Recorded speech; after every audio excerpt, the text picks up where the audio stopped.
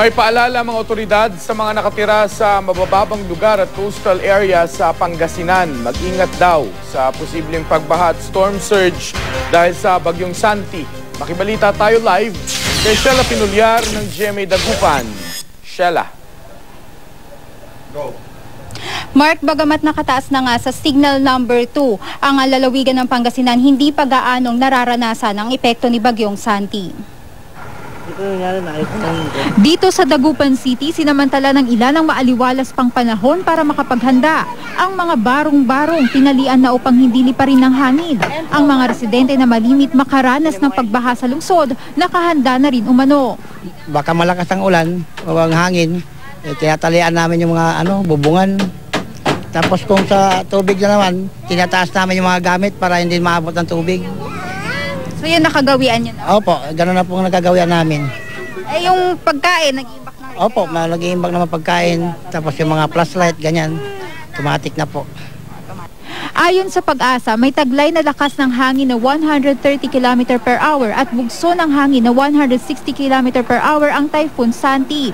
So, posibleng humina kaya ng minimal lang yung kanyang ihihina ngayon. So, yung intensity niya is nandiyan pa rin na posibleng umabot nga tayo sa signal number 3. Dito is nasa 7.0 to 30 mm per hour. Doon sa within the 500 km diameter, ganun po yung expect nating ulan.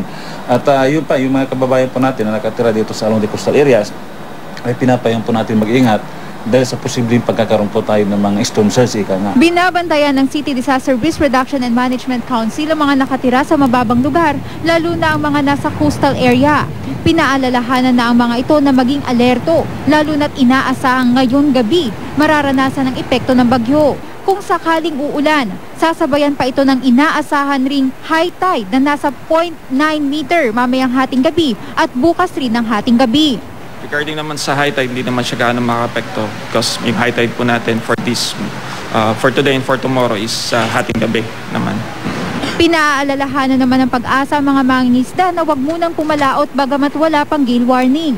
Posible kasi na maabutan sila sa dagat, lalo na tinatahak ng bagyo ang direksyon patungo ng Pangasinan at La Union. Samantala nung nakaraang linggo, may 4 na mangingisdang napaulat na nawawala mula sa Infanta, Pangasinan. At hanggang sa ngayon, hindi pa nakikita mga ito. Kaya naman patuloy ang isinasagawang search and rescue operation ng Philippine Coast Guard Swal Station para mahanap ang mga naturang mangingisda. Yan muna ang latest mula rito sa Pangasinan. Sheila Pinulyar, Nagbabalita, Pilipinas.